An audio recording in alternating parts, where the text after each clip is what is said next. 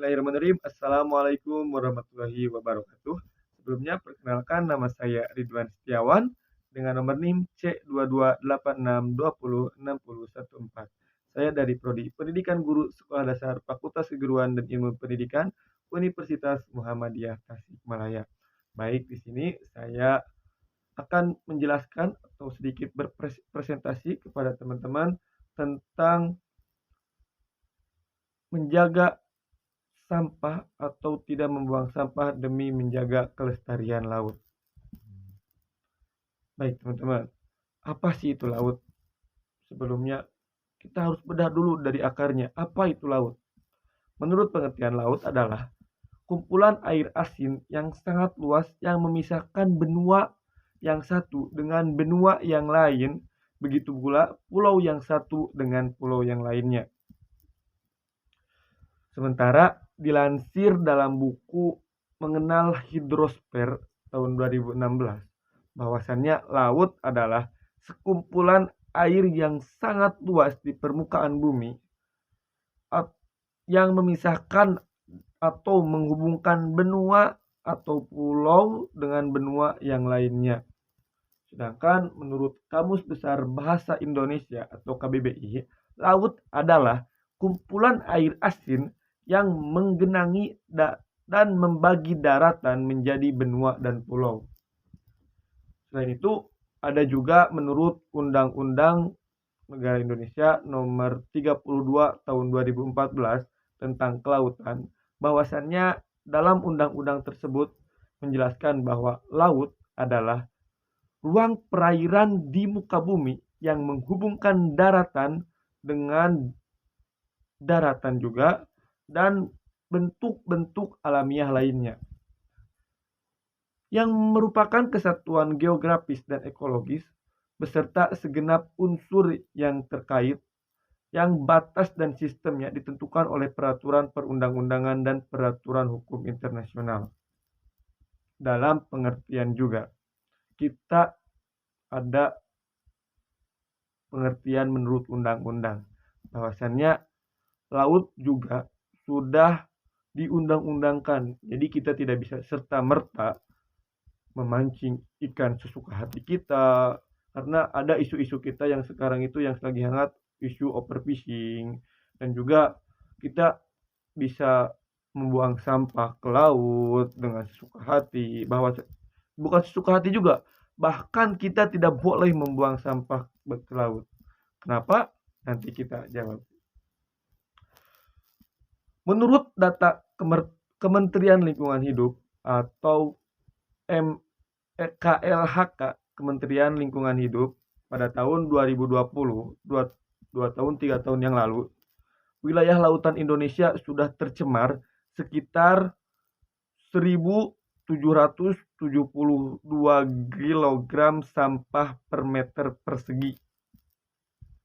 Wow, 1.772 gram per meter persegi.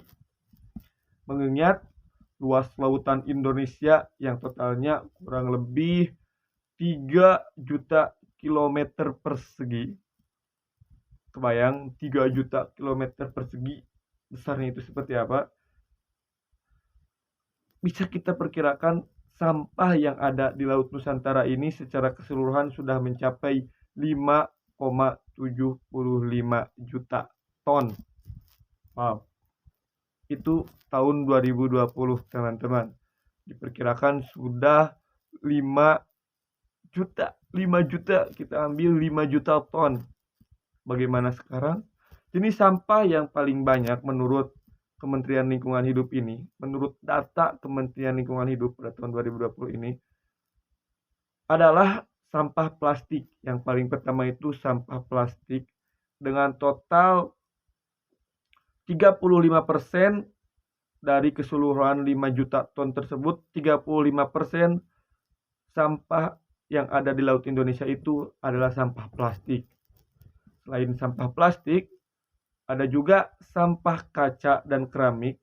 Bagaimana orang-orang manusia yang ada di Indonesia ini membuang sampah kaca, plastik, dan keramik ke lautan ini cukup besar, bahwa bahkan sampah kaca dan keramik yang ada di lautan Indonesia itu dari 50 ton itu yang tadi, yang 5 juta ton, maaf, 5 juta ton yang tadi, 12%-nya itu adalah sampah kaca dan keramik. Wow. Selain itu juga ada sampah logam sebesar berapa persen ya, lupa kalau logam itu. Terus ada sampah karet-karet kayak bekas-bekas karet ban gitu, banyak berceceran di laut-laut di Indonesia ini. Dan pertanyaannya, mengapa kita harus menjaga laut? Dan bagaimana cara kita untuk menjaga laut?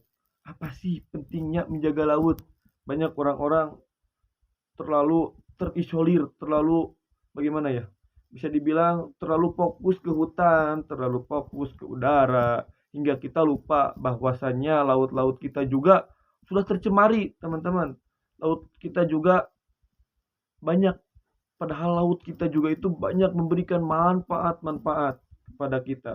Tetapi kita seakan acuh tak acuh, cuek melihat kejadian-kejadian yang ada di laut ini. Padahal menurut data yang saya lihat dari YouTube-nya Greenpeace, teman-teman bisa lihat YouTube-nya Greenpeace, di sana ada tentang laut.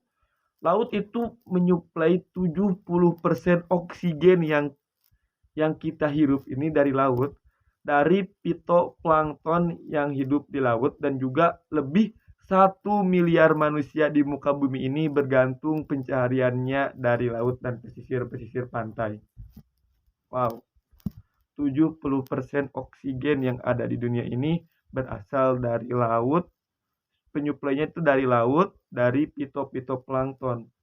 Tapi kita lihat sekarang banyak sampah, banyak terumbu karang yang rusak gara-gara sampah, terus banyak pencemaran limbah, yang itu nanti kita akan bahas lagi.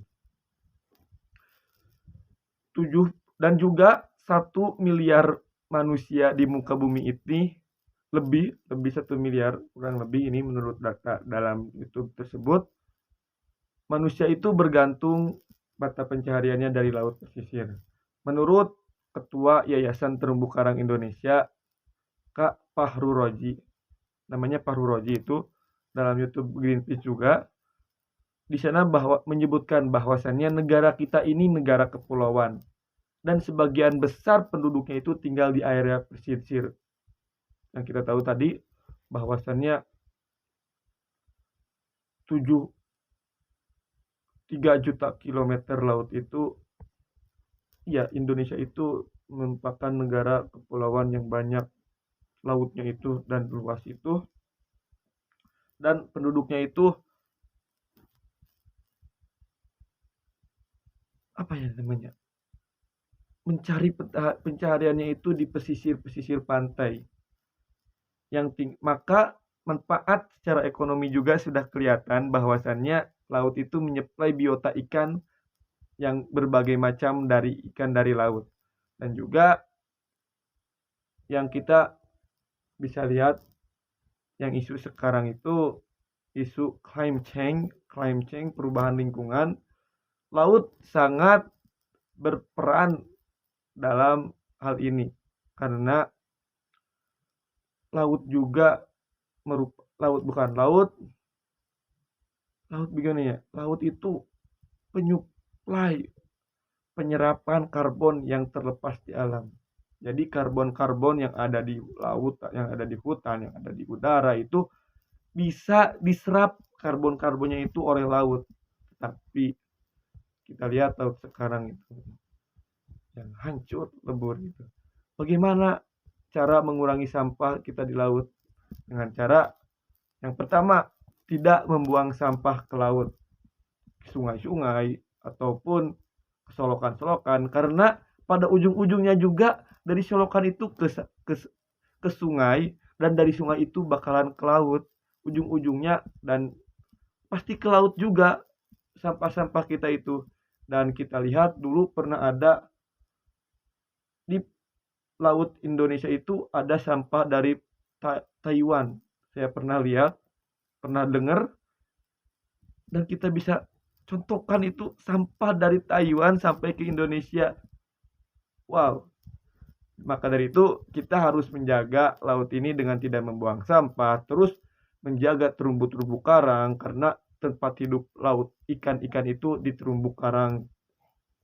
Terus kita harus ya minimal dengan mengurangi sampah-sampah plastik. Contohnya itu minum minum botol tidak memakai plastik, terus tidak menghambur-hamburkan, pakai baju ya seadanya aja, jangan pakai buang, selagi masih layak ya kita pakai terus.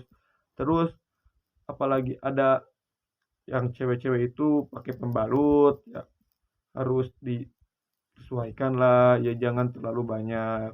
Banyak yang kita bisa, terutama bagaimana kita cara mengelola sampah tersebut.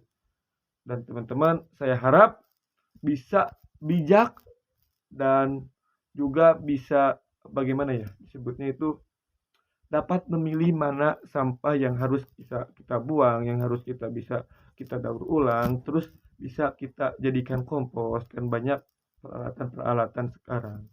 Baik, seperti itu. Dan kesimpulannya, mari kita jaga laut kita, mari kita jaga agar laut kita tidak tercemar, karena kita lihat Lampung menjadi nomor 2 laut tercemar ya, yang kita lihat di IG-nya Pandawara. Mari kita sama-sama membersihkan laut kita, karena laut juga sebagai hajat hidup kita. Sekian dari saya. Mohon maaf bila ada kesalahan. Bila itu sabilil haq, wassalamualaikum warahmatullahi wabarakatuh.